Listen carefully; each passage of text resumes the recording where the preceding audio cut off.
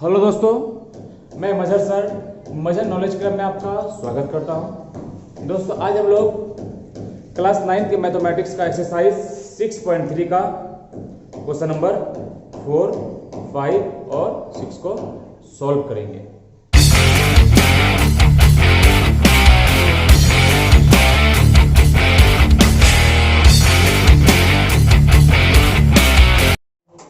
देखो, एक्सरसाइज 6.3 का question number 4 बोल रहा है कि आकृति 6.42 में यदि रेखा पी क्यू आर एस बिंदु टी पर इस प्रकार प्रतिच्छेद करती है कि एंगल पी आर टी बराबर कितना है 40 डिग्री, तो क्या निकालना है?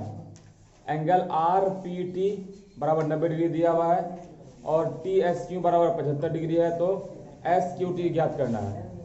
तो सबसे पहले ध्यान देना, यहाँ पर एस क्यू टी कहाँ पर है? देखो, एस क्यू टी यानी कि ये वाला एंगल निकालना पहले। बोलो, बात समझ में आ रहा है? एस क्यू टी ये एंगल निकालना है और इसमें क्या दिया हुआ मेरा? आर पी टी दिया हुआ 95 degree, P T P R T दिया हुआ 40 डिग्री और एस टी क्यू क्या दिया हुआ? 75 डिग्री दिया हुआ। बोलो, बात समझ में आ रहा है?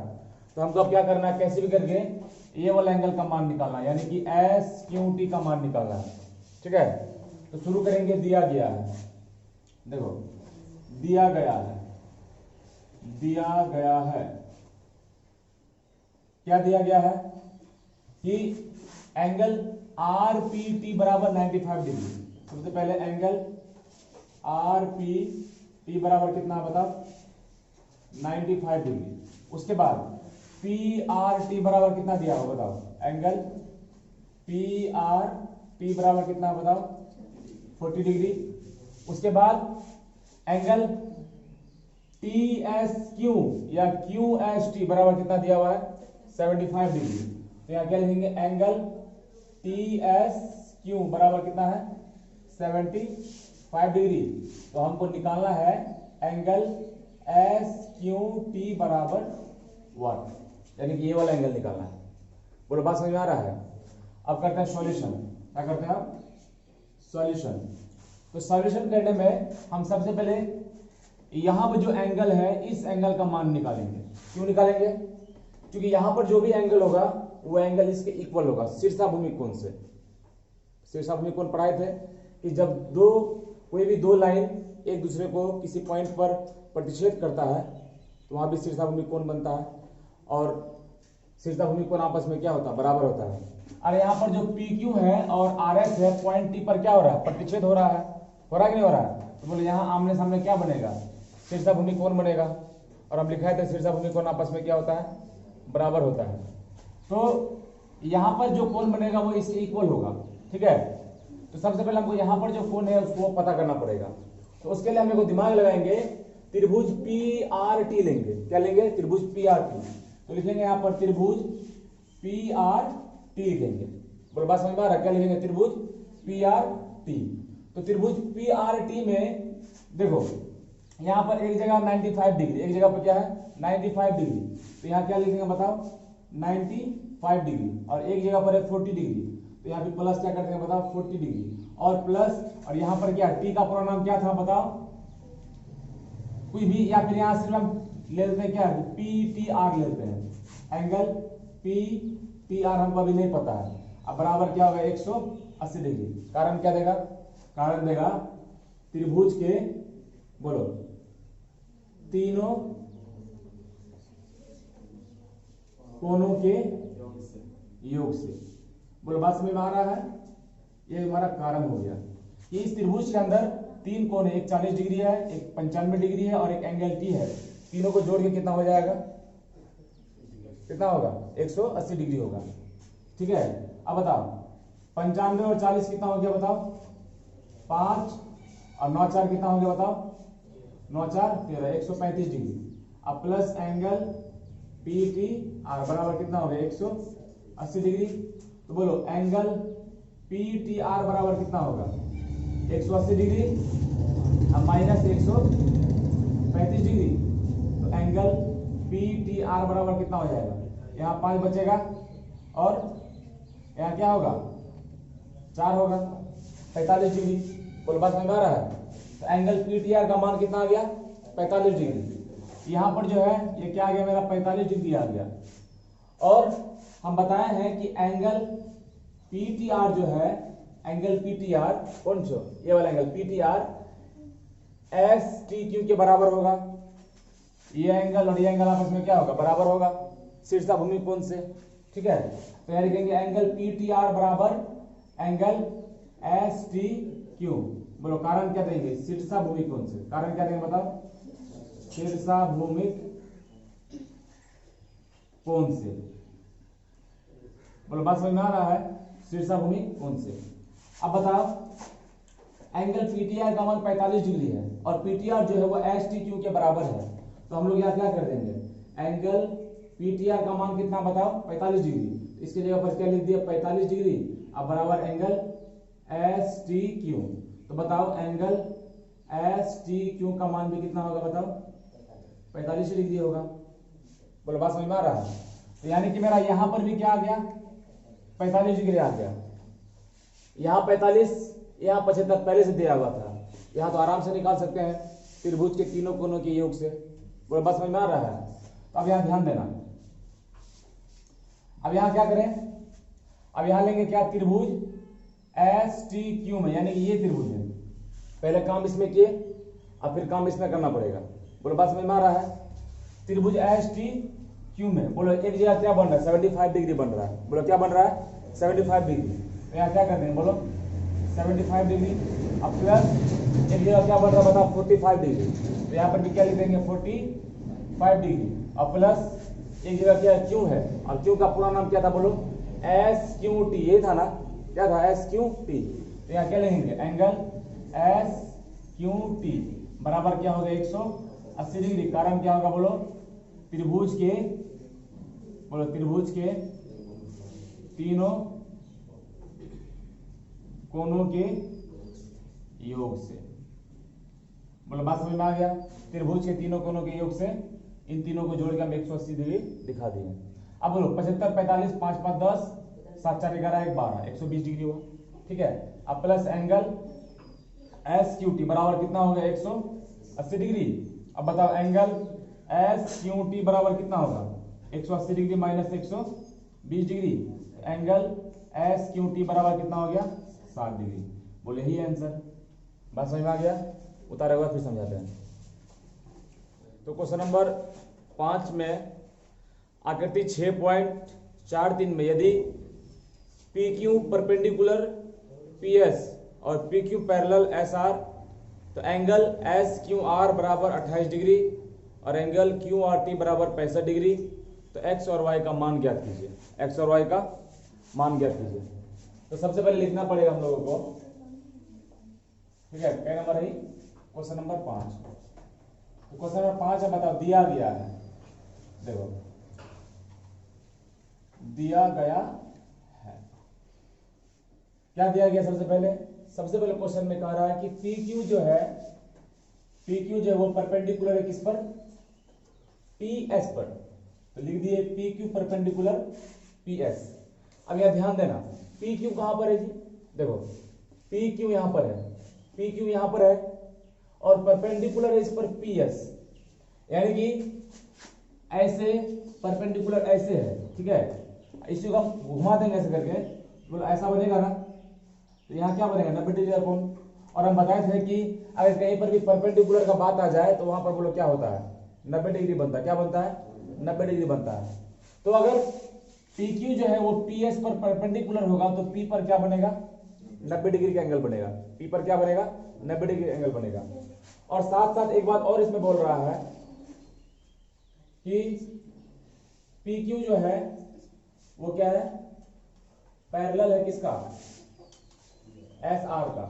ध्यान देना पी क्यू क्या तुम्हारा पैरेलल है एस आर का, मतलब पी क्यू और एस आर जो लाइन है इस जो इसमें बीच का जो डिस्टेंस है वो क्या है हर तरह से बराबर है, पैरेलल है। बोल बात समझ में आ रहा है। तो ध्यान देना।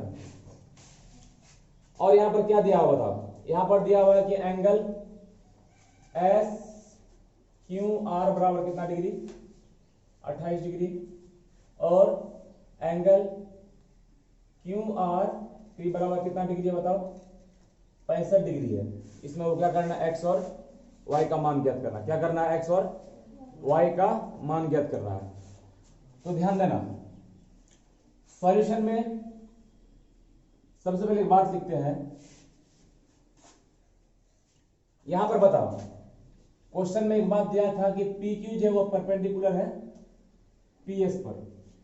बोलो परपेंडिकुलर है कि नहीं है, आ रहा बात समझ में।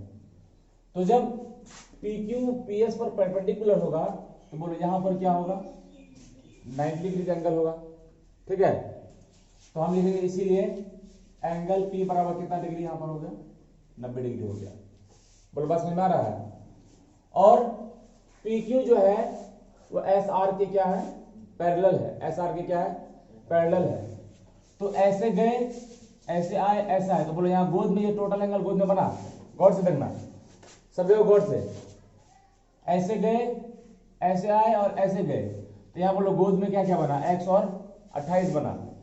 तो यहाँ गोद में जो एंगल होगा और यहाँ पर जो एंगल होगा उसके योग के बराबर होगा एकांतर अंतःकोण से। बोलो बात समझ में आ रहा है।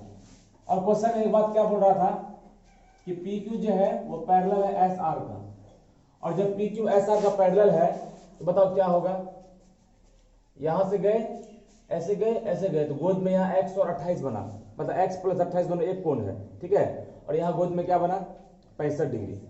तो यहां पर बोलो क्या होगा, x प्लस 28 डिग्री बराबर कितना हो गया, 65 डिग्री। बोलो कारण क्या बैठाएंगे, एकांतर अंतःकोण से। बोलो कारण क्या बैठाएंगे, एकांतर अंतःकोण से। बोलो यहाँ क्या लिखेंगे, एकांतर अंतःकोण से। बोलो बात समझ में आ गया, एकांतर अंतःकोण से x प्लस 28 डिग्री बराबर 65 डिग्री, यानी कि ये एंगल और ये एंगल आपस में क्या होगा, बराबर होगा। ठीक है, अब बताओ x को अलग कर दो तो बोलो क्या हो गया, 65 डिग्री, अब माइनस कितना हो गया, 28 डिग्री। 65 डिग्री माइनस 28 डिग्री, तो बोलो x बराबर क्या होगा, x बराबर क्या होगा, घटाओ कितना होगा, 65 माइनस 28 कितना होगा, 15 में से 8 जाएगा, कितना होगा, 37 ना होगा। 65 में से 28 घटाओ कितना होता है, कितना होगा देखो, 65 में से 28 घटाओ, 15 में से 8 गया कितना होगा, 7 होगा। ठीक है, अब 5 में 2 जाएगा 3 होगा, यानी कि x का मान मेरा कितना निकल गया, 37 डिग्री निकल गया। बोले x का मान कितना आ गया, 37 डिग्री आ गया। अब हमको यहाँ y का मान भी चाहिए। अब यहाँ गौर से देखना, इस फिगर में x का मान कितना आ गया, 37 डिग्री आ गया। अब y का भी मान चाहिए, क्या क्या चाहिए हमको, अब y का मान। तो हमको लिखना पड़ेगा कि त्रिभुज किसमें, त्रिभुज QPS में या SPQ में। क्यों ऐसा कर रहे हैं, क्योंकि यहाँ पर एक जगह 90 डिग्री है और एक जगह x है और एक जगह y है। x का मान पता है और यहाँ 90 है, तीनों को जोड़ेंगे तो y का मान मेरा आराम से निकल जाएगा। अरे बस समझ में, तो बोलो क्या होगा, त्रिभुज SPQ में। बोलो किसमें, त्रिभुज SPQ में। तो SPQ में क्या है, SPQ में यहां ध्यान देना, SPQ में क्या है मेरा, एक जगह बन रहा है 90 डिग्री का एंगल। बोलो बन रहा है, देखो SPQ में यहां बन रहा है 90 का एंगल और एक जगह क्या बन रहा है बताओ, x बन रहा है। तो प्लस क्या कर देंगे x, और प्लस एक जगह क्या बन रहा है, y बन रहा है, तो प्लस क्या कर देंगे y बराबर। बोलो क्या करेंगे, 180 डिग्री। अब तुम्हें तो बताओ 90 तो यहाँ लिख दिए और x का मान अभी हम लोगों ने निकाला था कितना, 37 डिग्री। तो x के जगह पर क्या होगा बताओ, 37 डिग्री, और प्लस y बराबर कितना हो गया, 180 डिग्री। अब बताओ 37 और 90 को जोड़ो, 7 आया, 9 10 11 12 यानी कि 127 डिग्री, प्लस y बराबर बोलो कितना हो गया, 180 डिग्री। तो y बराबर 180 डिग्री माइनस 127 डिग्री। बोलो y बराबर क्या होगा, 3 हुआ, यहाँ पर हुआ कि नहीं हुआ 3, और यहाँ क्या होगा, 6 में से 2 चल जाएगा, कितना होगा, यहाँ कितना होगा, 7 होगा, तो यहाँ कितना हो जाएगा, 5 हो जाएगा, 53। बोलो y का मान कितना आ गया, 53 आएगा ना, y का मान 53। तो लिखेंगे इसीलिए x बराबर कितना मेरा 37 डिग्री और y बराबर कितना है 53 डिग्री है आंसर। देखो इतना इक्वेशन को समझने से पहले एक बात समझ लेते हैं। हम तुम लोगों को सिखाए हैं शुरू से, ध्यान देना कि अगर कोई त्रिभुज बना हुआ है, ध्यान देना, अगर कोई त्रिभुज बना हुआ है और इस त्रिभुज से कोई साइड को बाहर निकाल दिया गया है, कोई भी साइड को, और यहां मान ली कि बन रहा है 1 और यहां बन रहा है 2 और यहां बन रहा है 3, ठीक है।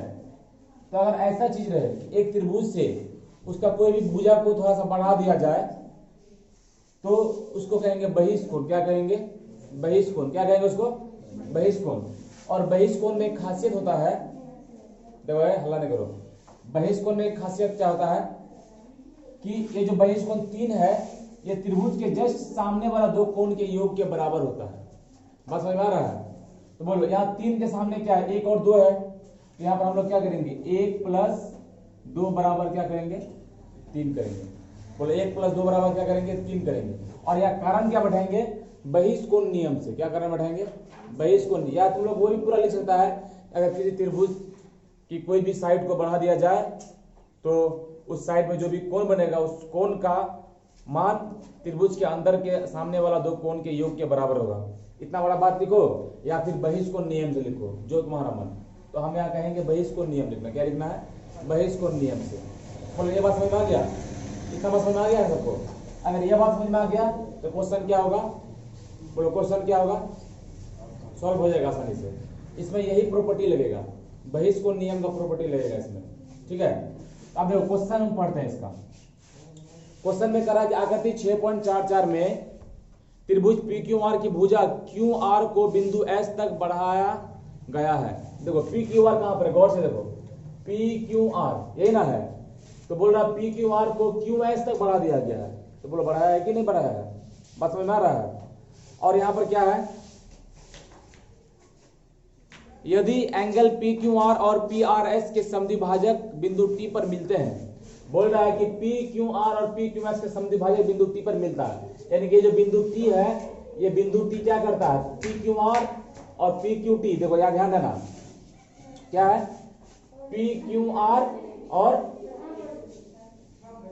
PR क्या है? S, PRS।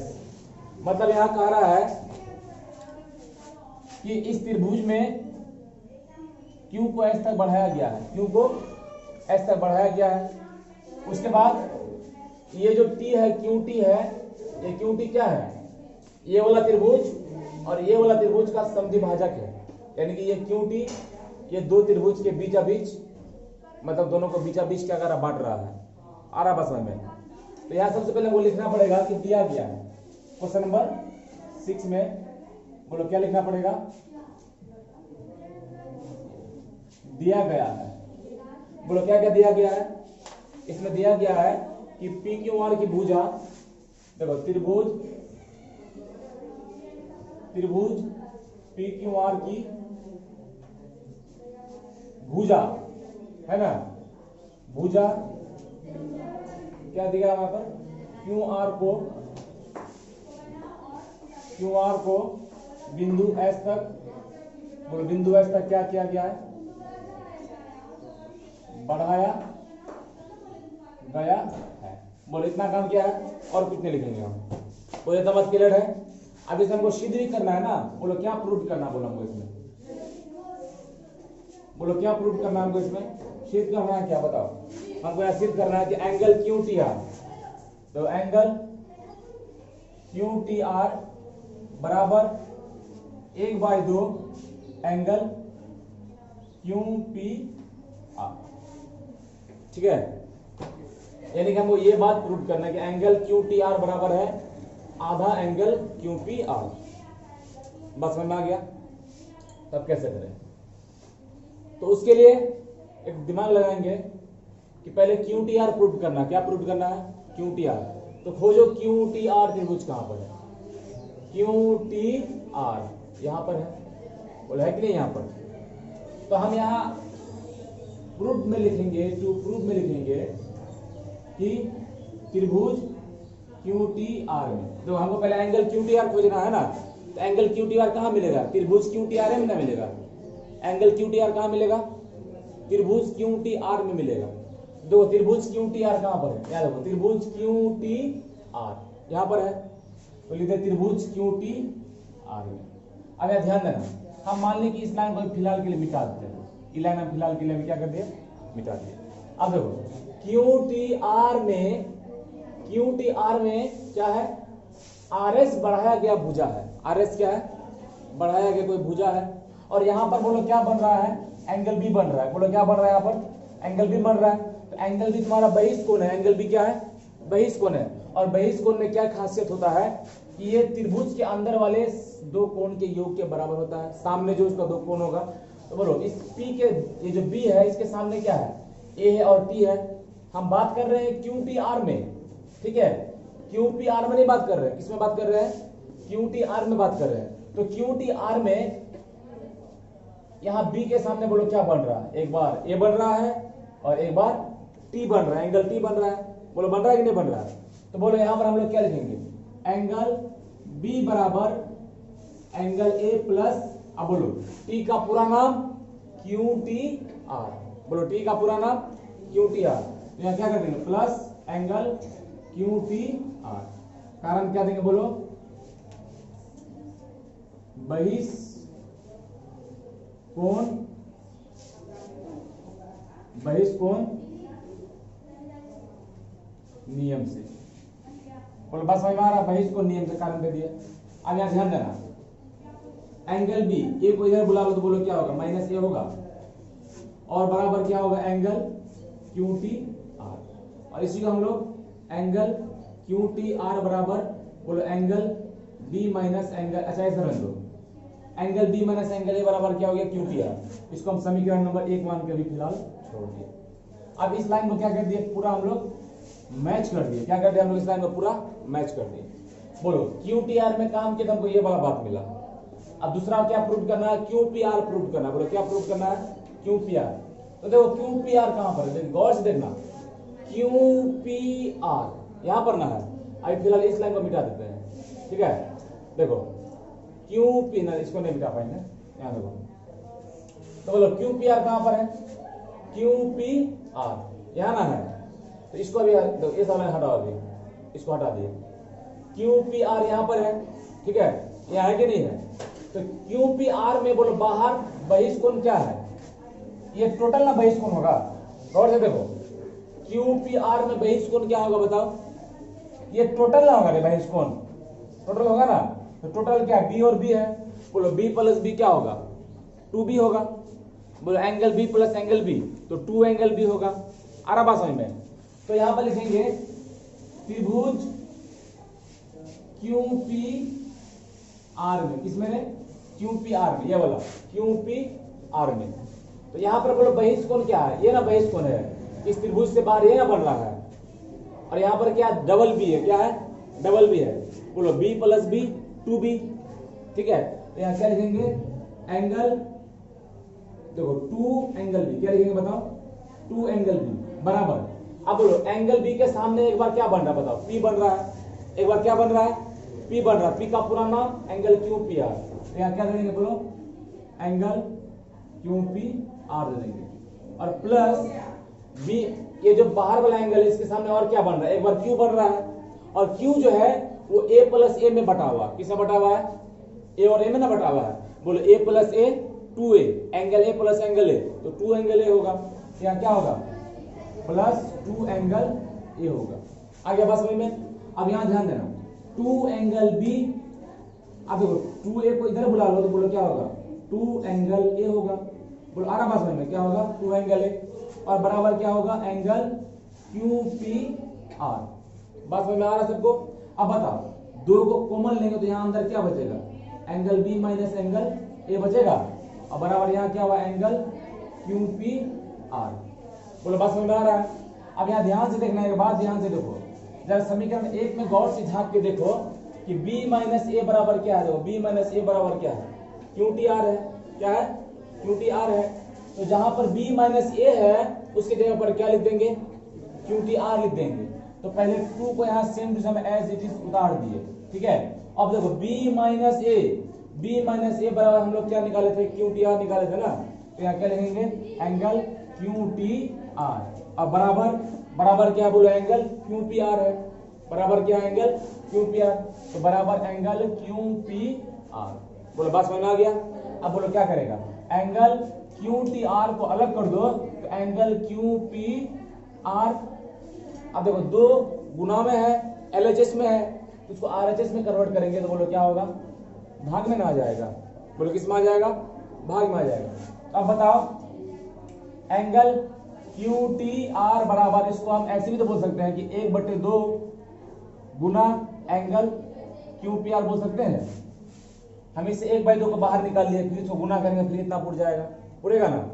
अब देखो, अब इसको हम लोग ऐसे भी लिख सकते हैं कि एंगल क्यू टी आर बराबर 1/2 एंगल क्यू पी आर। बोलिए ये बात क्या करना था हम लोगों को, प्रूव करना था।